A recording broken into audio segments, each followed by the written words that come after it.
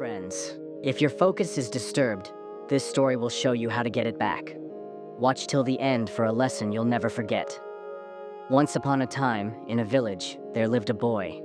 He was very smart in his studies, but he could not study properly because he also had to take care of his household.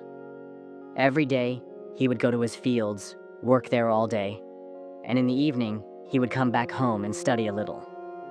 When the boy reached class 9, all the villagers started thinking that he would come first in the whole class. They knew he was very intelligent.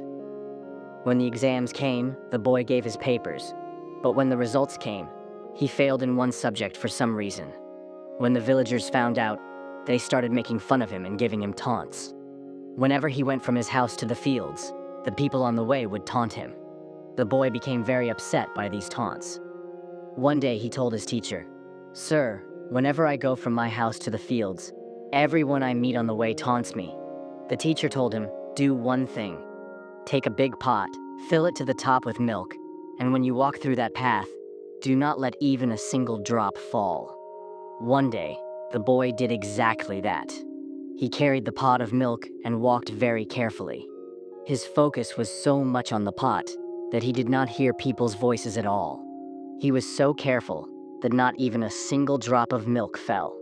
Because of this, he could not hear the taunts of the people.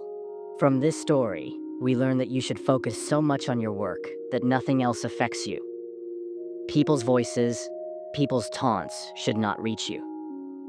Just like a camera focuses on its subject and blurs everything else, you should also focus only on your work and your goal.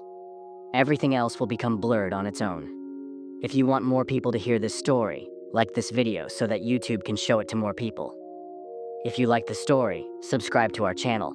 We will meet again next time with another life-changing story. So, be patient, be thankful, and keep moving forward in life, and take good care of yourself.